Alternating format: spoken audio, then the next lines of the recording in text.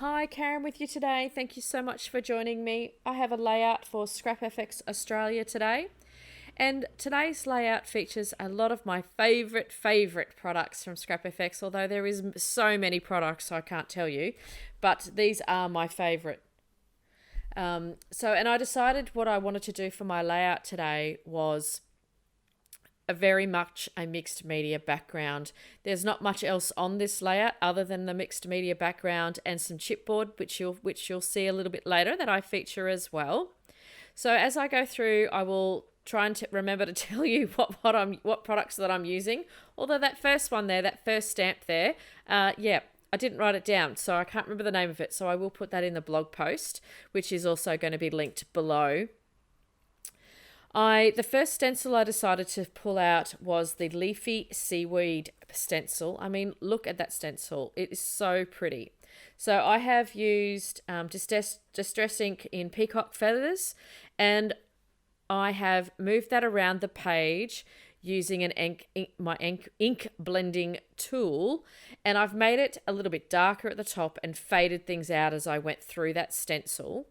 I've also not completely covered the entire stencil. I wanted to give it a little bit of distress, and I guess I didn't want a uniformity to form on the page because I wanted this page to be quite organic.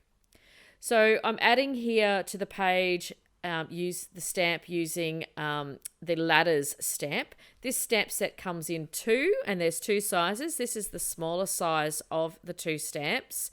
And I've put that down with archival ink because I'm thinking at some point I'll probably put some water on the page and I don't want that to run. But I really wanted that to be the anchor on the page as well. So this next stamp is the wrought iron stamp. Oh my goodness, that is absolutely one of my all-time favorite stamps. It is so beautiful. I have put on the Distress ink Wilted Violet and quite heavily at the top, and then I double stamped it on the bottom there on the right hand side. I'm really aiming for the mixed media to be dark and then down into the light colors towards the bottom of the page. And I'm really liking how that's starting to look and frame up some of the layers. That's one of the great things about stamping, is that you can put so many layers on the page. I will mention here that I did actually pre-gesso this before I turned my camera on. Just some clear gesso over the white cardstock, just in case I decided to use some water and to give it some structure. That stamp coming in there, I wanted to give a little bit more, I guess the word could be whimsy, I guess, but I'm trying to keep some of that circle to the page to break away from from the ladders. So I don't want it to be too structured. So I am using the Zinnia stamp there, and I'm pretty sure the Distress Oxide color is Candied Apple. So then I have grabbed out, I wanted to give the page a little bit of bling and a bit of more. I'm looking for the triangle, I guess, the visual triangle, which is why I've put three of those Zinnia stamps around the page. If you see, that forms a triangle from the left to the right. And so I've grabbed out this Rustic Cottage stencil, and this stencil is so cool. It has bricks and it has flowers and it has some sort of hash type shapes, but I just decided to use the brick component of this and grabbed some Color Blast color paste in Bling to give it that real shiny look. It gives a lovely blingy color. It's the perfect name for that color paste. So this is now really starting to form that visual triangle, and I'm aiming at this stage. I hadn't even picked a photo. I often do that. I just wanted to sit here and create. But it was framing up in my mind that the photo would be in the middle of that triangle and probably would be a 6x4. Is that the normal size for a photo? Smack bang in the middle of that photo, of that layout. So I did try putting it on different angles and sides, but I still really liked having it on that right hand side of the page. The photo I ended up trying, I did edit all this out because, like I said, I didn't actually have a photo chosen before I started this layout. I went through so many photos from my stash, it was ridiculous. So I turned off my camera and then settled on a photo. So the photo I decided to go with today is a photo of my nephew. He has just turned 17. Oh my goodness, I can't believe it. I think I was feeling a bit nostalgic when I started looking through the photos, and I found the cutest photo of him when he was just a little boy.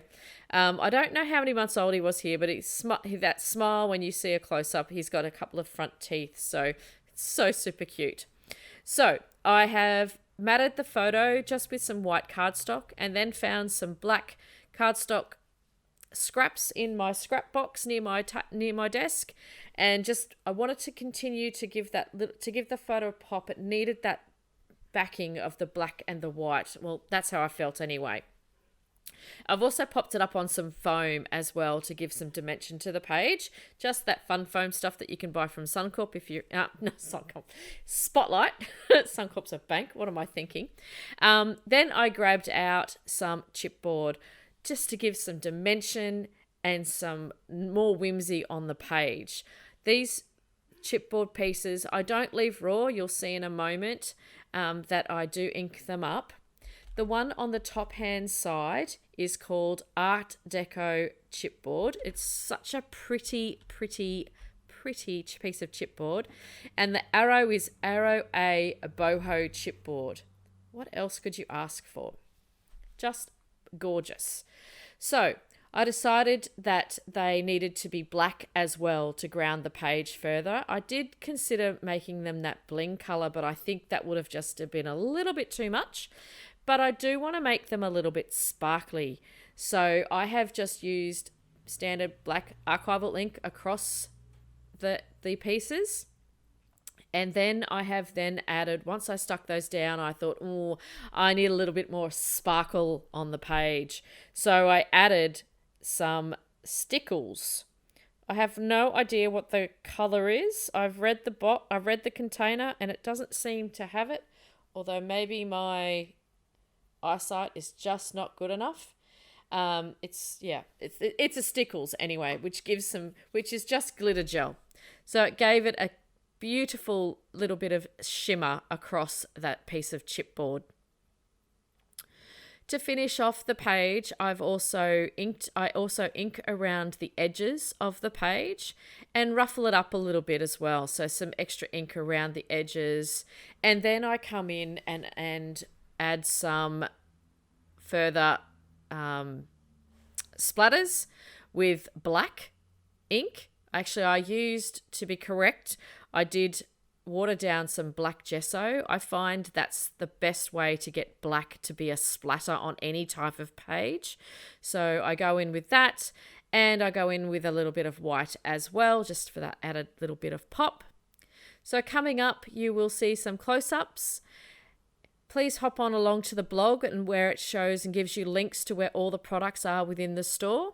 I have some close-ups, like I said, and I thank you so much for joining me today, and I hope you have a wonderful creative